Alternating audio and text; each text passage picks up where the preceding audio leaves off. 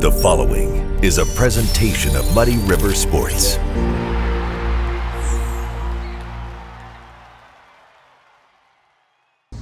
Welcome to another episode of Schuck on a Truck, brought to you by Shottenkirk Toyota. I'm Muddy River Sports editor Matt Schuckman, hanging out at the range today because this guy's in town for the first time in a while. It has been a while. Too long. Yeah, Too long. so Happy to be here. Good to see you, Luke Guthrie. Yeah, good to be here. Thanks for asking. Well, it's awesome that we're able to actually do this on the tailgate. I know, because right? we've done this Zoom-wise.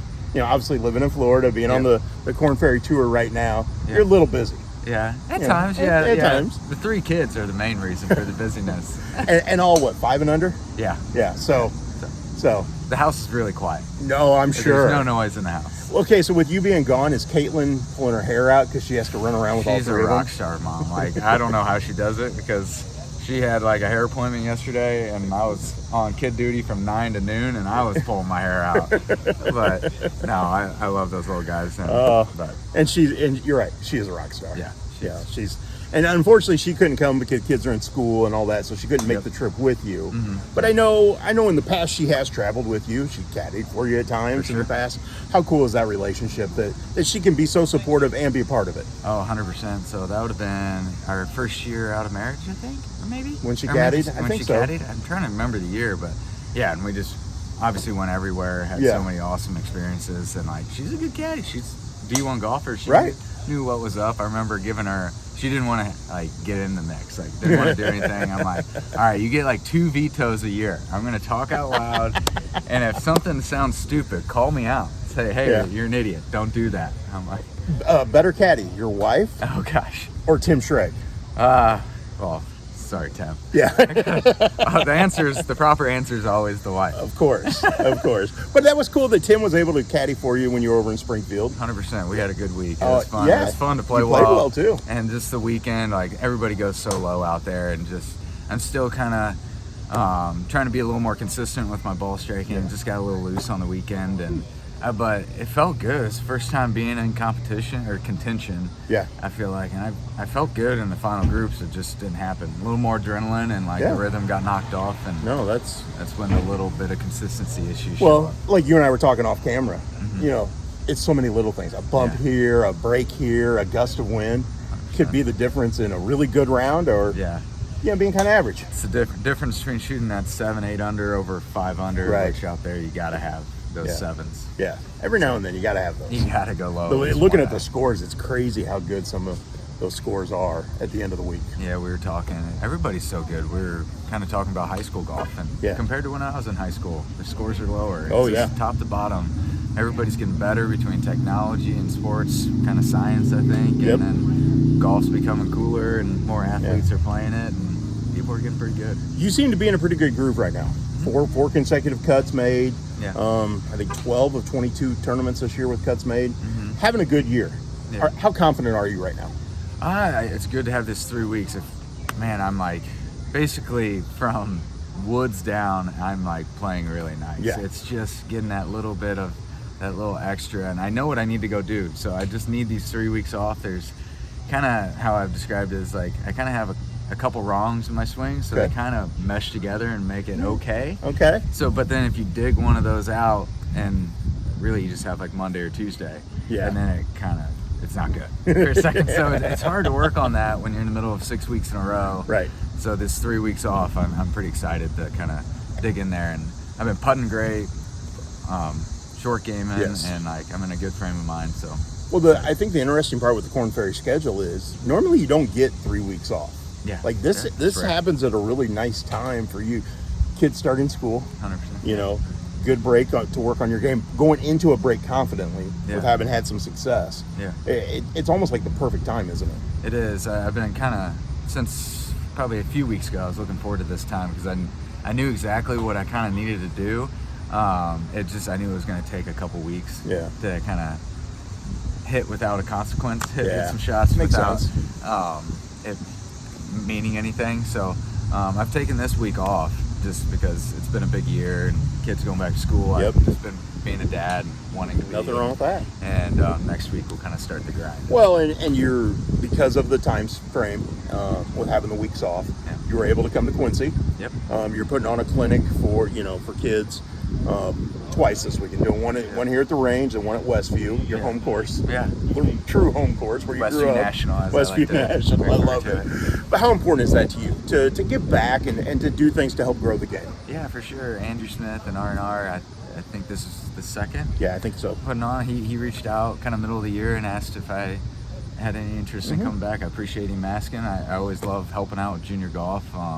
I feel so fortunate how I grew up at Westview with Mark Christensen being the head pro there, and like there's so many young golfers and junior golf programs, and all my best friends still to this day are from those early days when 10, 12-year-olds is every day at the golf course, and anything to kind of spur the game for that next movement and pay it forward, I'm always interested in. So happy to be here. I'm thankful they're putting this on. Yeah, that's great. And we'll have some fun. Yeah, exactly. And that's what it's about. Yeah. You want to have fun. The kids want to have fun. 100%. And if they have fun, they're more likely to come back. Come back out. Exactly. Yeah. Golf's supposed to be fun. I like it.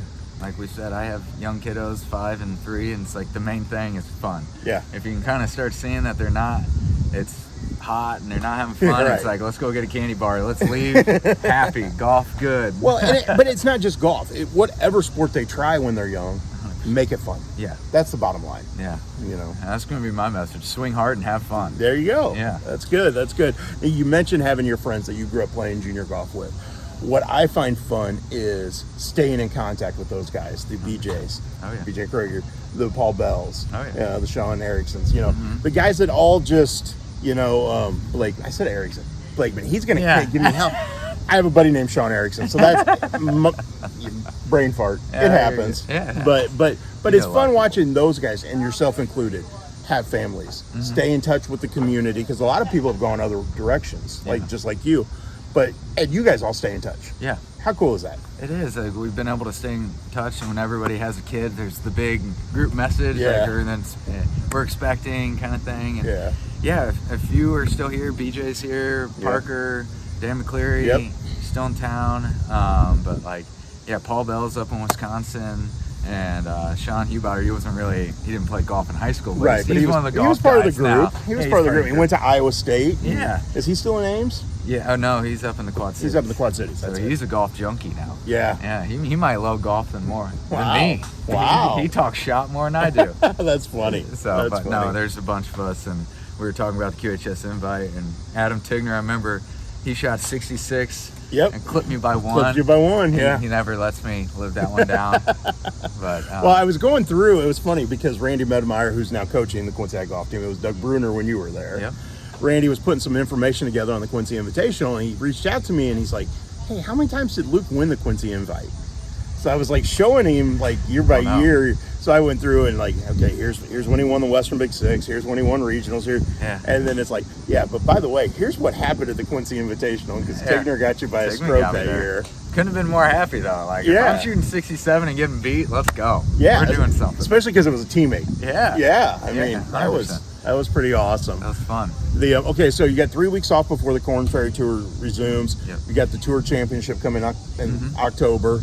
You're in a good spot as the season ends toward next year too, aren't you? Yeah, no, I have work to do. So you need to make the Tour Championship, which is top 75, to earn your card next year. Yeah. I guess I would probably guarantee conditional, but that doesn't get you very much. Yeah. But you're close though. Yeah, I'm right there. I'm in the hunt. This last 6-week stretch I didn't feel like I was actually playing that well, but I was grinding hard. I was making putts and working hard, and was able to get that 13th with a good finish. Yep. I don't know, earned like 80 points or something. I feel like that was a big 80 points to kind of get me where one good week gets me in the conversation. Yes.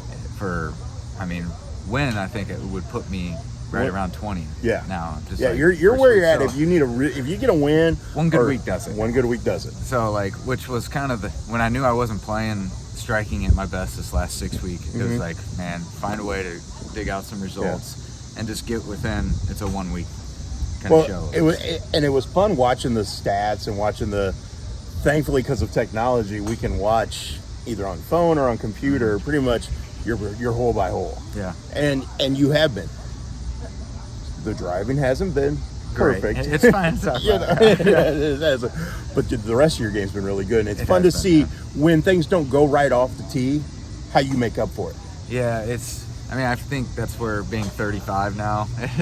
I wish I was still young and a young buck out there, but I would have been more emotional about how I was striking it, and now it's just I get on with it more and able to just kind of get on with it. And this is what it is right now. Let's make the best of it, and especially some of those finishes. I think of Utah, and I think I made 5 par putts of 5 feet to 15 feet in the last 6 holes on Friday to make cut, and then I finished 13th. It's those little moments that you grind it out and birdie the last 4 holes, and all of a sudden it's 13th place, and it's a real beneficial week for me. And awesome. I don't know if I do that when I'm 23. I'm a little more high-headed. True. I love it when we're doing this. Yeah. The vehicles that drive by and they're just staring like, what are these guys doing? What are they doing? Why are they sitting right here? Yeah. But thanks to the guys at the range letting us park right here in front. Because I know they're a huge supporter. Yes, it is a golf facility, but they're a huge supporter of local athletics in all aspects. They stream games inside. I think it's just cool what they're doing. It's awesome. How cool. This is my first time. Yeah. So I'm excited to be here tonight. This place, I've heard about it. BJ's talked to me about it, BJ Kroger, and pumped to be here. This place is amazing. BJ, King Collector now. I know, right? Yeah. How about that? He's traveling to places, I know. showing off cards and stuff. It's funny. It's good for him. My dad sold cards for a while. Yeah, I remember that. Yeah, we have a bunch of, it's all sports stuff. Yeah. Like a bunch of baseball. My dad categorized all that stuff. Yeah. And that's cool. So I like some trading cards too. Good. Me too. I collect some. As I've gotten older, I've gotten away from buying a lot of packs and stuff. Yeah. But I do have the Luke Guthrie patch cards and stuff. It's funny because I was digging through some stuff and I've got some old D.A. Wybring cards. Nice. So yeah, I started a few years back doing a collection of Adams County athletes. Oh, that's fun. Adams County and Quincy University is kind of where it's got started, and I've been able to find some unique stuff. That's Karen cool. Kemner Olympic cards. No way. Yeah. Huh. So it's been fun. It's just something different to do. It's a fun hobby, and I know BJ will text me once in a while. It's like, check out the cards I just bought, and be like, to Luke Guthrie. I'm like, what are you doing? You just devalued your collection. Come on, man. Only won a tournament at least. Yeah, that's right. Well, and you were just in Boise, where you had won. Mm-hmm. Oh yeah. Was it fun to go back there? It's always nostalgic, and it's just good memories immediately. It's a golfer's memory is really strong, good and bad. You try to remember the good more than the bad, but that place has a lot of good memories, and sometimes you just show up to a week and you can see the lines. Yeah. Some greens you're like, oh, it's a ball out right, and you hit it and it goes in. Next week you read it a ball out right and it doesn't break or goes the other way, and you kind of have to work a little harder to get your reads. But Boise's always been a place where the ball tends to go in for me, so I always That's a good thing. Back. And That's a good thing. Putted great last week. Yeah. So my favorite memory is still Memphis. Yeah. Kind of OG, the start of everything. Yeah. Yeah, I think of that first round, Ryan Frank's on the bag, and I remember hitting it in that right fairway bunker, and I think we were leading the tournament. It was kind of a pinch me moment, like, what's happening? I was just like in still place, and I tried something I shouldn't have tried. I think I tried to hit a 5-iron over a lip, and hits the lip and goes in the water. I'm like, okay, not good, but and we hold out a bunker shot on 16 for shot of the day on Sunday. Yeah. Yep. So good memories. Oh yeah.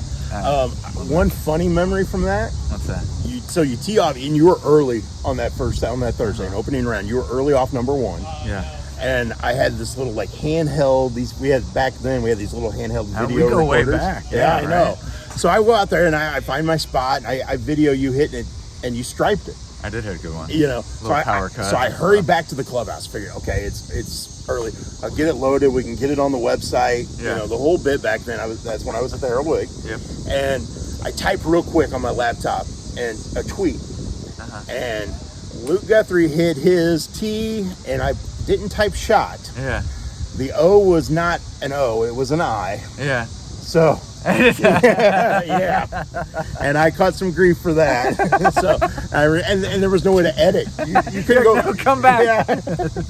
So I go back. So I hurry and get that loaded. So then I come back out. I come back out to the course to follow you. And next thing I know is my phone's blowing up. Yeah. And it's ha ha ha. And all these people. And I'm like, what did I do?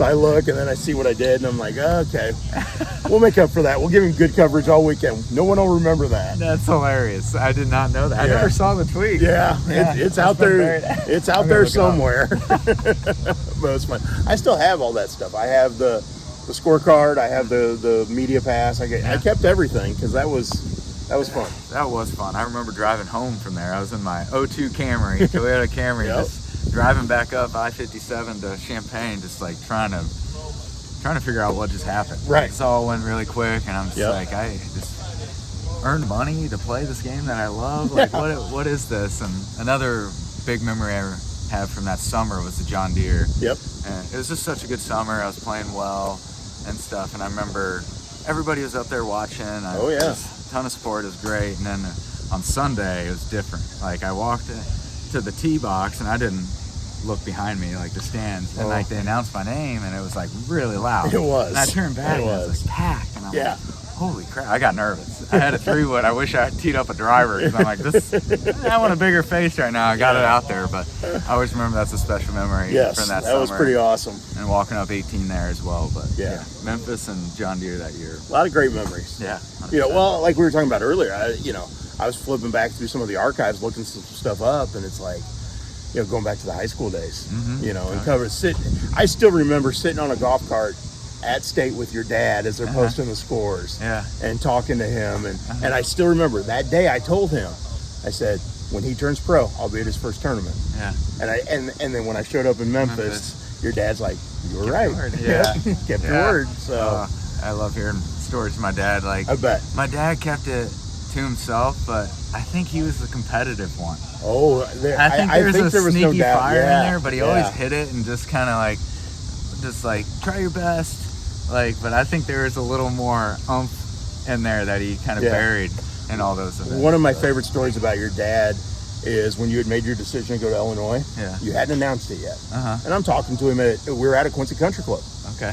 You guys were playing that day, and I'm talking to your dad, and he goes, and I said something, I was like, well, how's the recruiting going? And he goes, well, he'll have to tell you. And I said, oh, and he said something like, you made your decision or something. Yeah. And he looked at me, and I said, oh, really, what is it? And he goes, well, I can't tell you. And he got real serious, and like almost like I had offended him. And I'm like, oh, and I thought something was really wrong. And then he starts laughing. He goes, no, he wants to tell you afterwards. That's funny. And it was that's another good memory. Yeah. My dad was a good storyteller. Yes. So I could see him delivering something and having the dramatic effect. Oh yeah. He had me really worried that I had offended you guys in some way. He did a good job of pulling the wool over my eyes. I love it. Yeah. It was great stuff. Well, I know you got some things to get to. Yeah. Thanks for hanging out on the tailgate. Yeah. No Zoom this time. No Zoom. Thank goodness. In presence, yeah. Great to see you in person. Yeah, nice to see I know you. we talk every now and then, but really good to see you, and have some more fun. Have some fun this weekend. 100%. Obviously. I know you're going to hit up Gym City, aren't you? Tonight. Yeah. Me and BJ over there. I figured. Yeah. It's a requirement. It wouldn't be a trip to Quincy without hitting up Gym City not. for you. I need my Gym City. Yeah. It's been, like I said, a few too many years. Yeah, so. I got you. Well, good. Well, have some fun this weekend. Kick some butt on the Korn Ferry Tour. We'll do. That's the plan. Awesome. So. Luke Guthrie in Quincy. Thanks, guys. Fantastic to have him here on the tailgate. This has been another episode of Schuck on a Truck, brought to you by Shottenkirk Toyota. Muddy River Sports. Our home, our sports.